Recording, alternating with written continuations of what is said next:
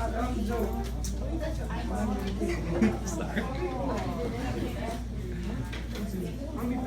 this one yours, no study? Yeah. Right on the back of it.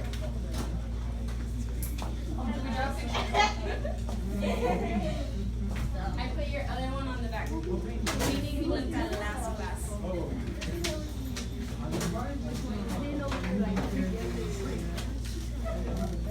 On the back of that page, how does your own interpretation differ from the painting we looked at last class? For your painting?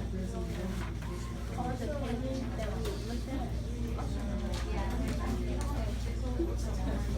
What do you need for it?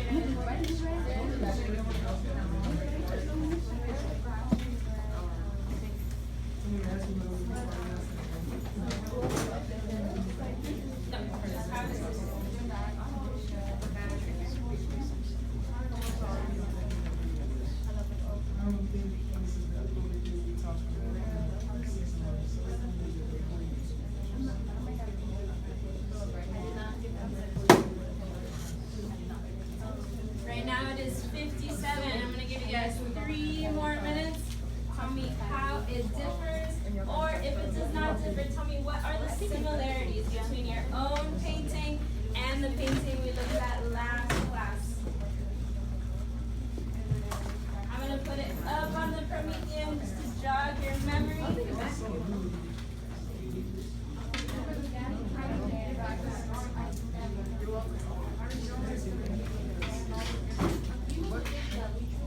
Yeah.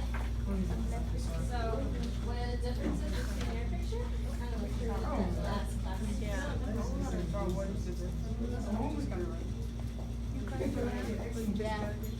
I see urgency in those pencils. We have 2 minutes left.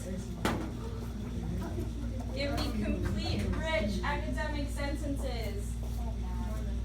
More than one. We are in honors. We don't give one sentence. Maybe the painting or like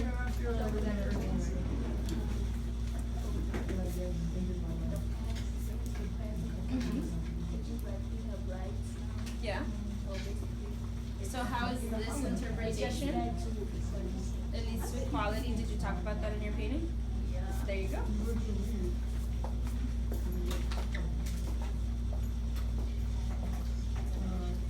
We have 1 more minute on the clock. Be ready to switch with your partner in 1 minute. Start wrapping up your thoughts.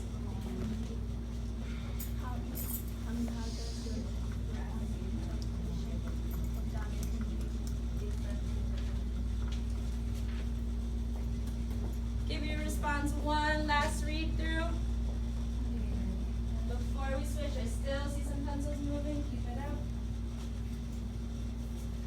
Those of you that are already finished, I want you to take your response and switch with the person next to you, behind you, around you.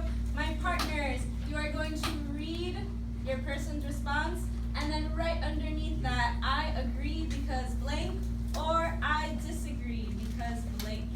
Read through your partner's response. We're either agreeing or disagreeing with them. Tell me why. Switch behind you, around you. Triple switch, since I can switch with breathe. Okay. Switch with your partner. I agree or I disagree. Read through it. Respond right underneath them.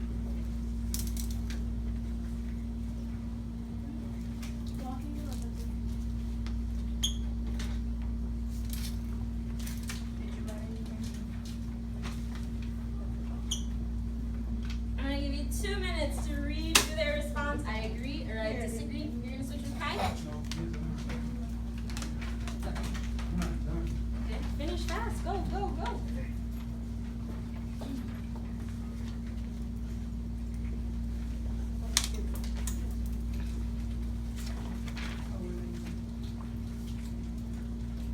Give me 1 more minute. I agree with my partner or I disagree with my partner. If you're already finished, give your paper back to the original person. Have a conversation between the 2 of you. Talk about each other's similarities and difference. Are there any patterns or any trends that you spotted between the other person? I want to see conversation. with your partner, tell them any trends that you found between the two. If you did not see any trends or similarities, maybe some things that you guys drew that were similar. A lot of you guys talked about plans in the future, about homes, about cars. Talk with the person next to you.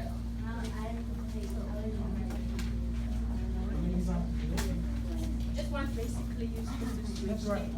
Make sure that Bree is included in your triad. Miss, how many people are supposed to give a feedback? Just one.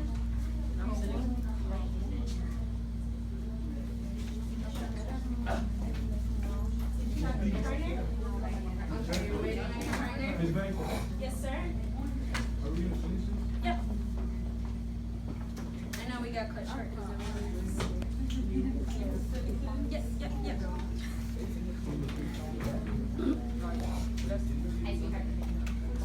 I'm going to say you can check Miss Vanessa. Oh, you got what? And we got this from the picture. Alright, I see a couple conversations still going on. I'm going to give you 1 more minute to wrap it up. We're not supposed to talk each other. No. I'm not.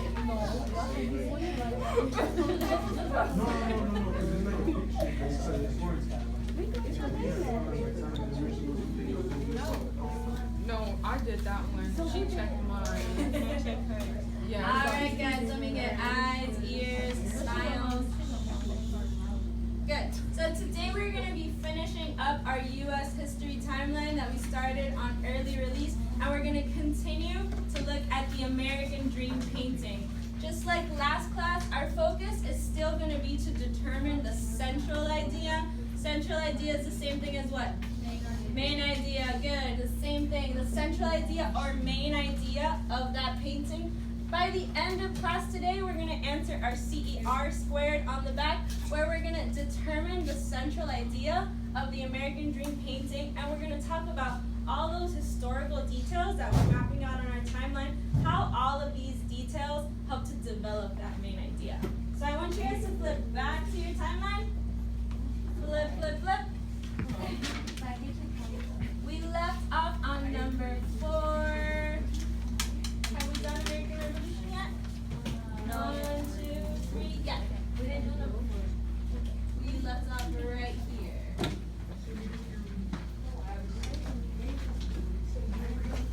So again, make sure that we have all our squares numbered on our timeline. We're going to be picking up with number 4. I'm going to have a reader read out loud for me, and as we read, we're going to be doing the same thing that we started last class.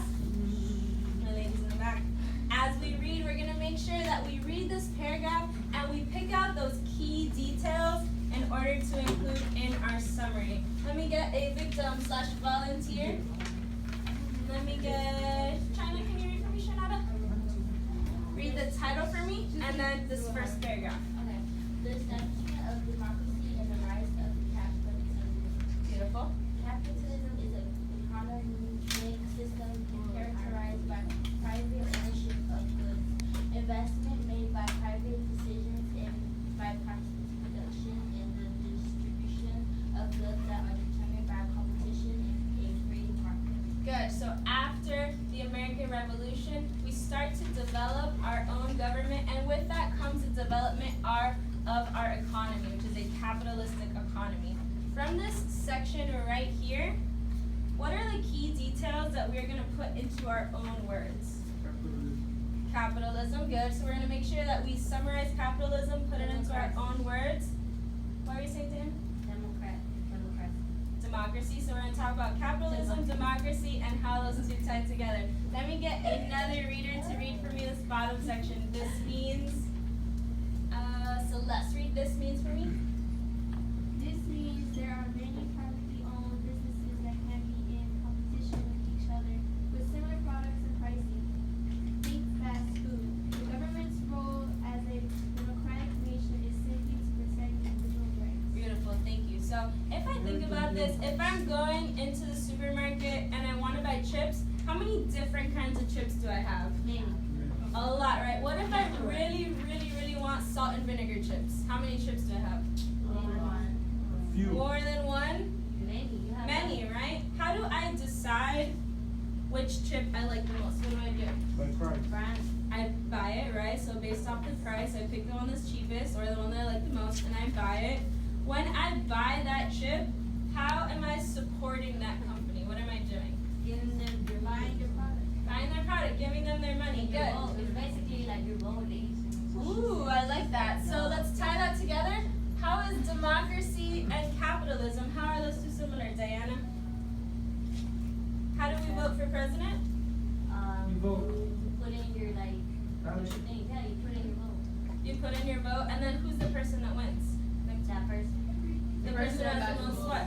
Vote. Most votes, right? And how is that going to be similar to capitalism? Because you get like you get money. I have different options. I'm voting for one option. What happens to the product that it's not so good? Their chips are kind of yucky. Then the business goes down. Business goes down because they do not have that revenue to They have support to them. put it in tier. Good. Let's combine all of those ideas together and put that into box number 4. So capitalism is an economic system.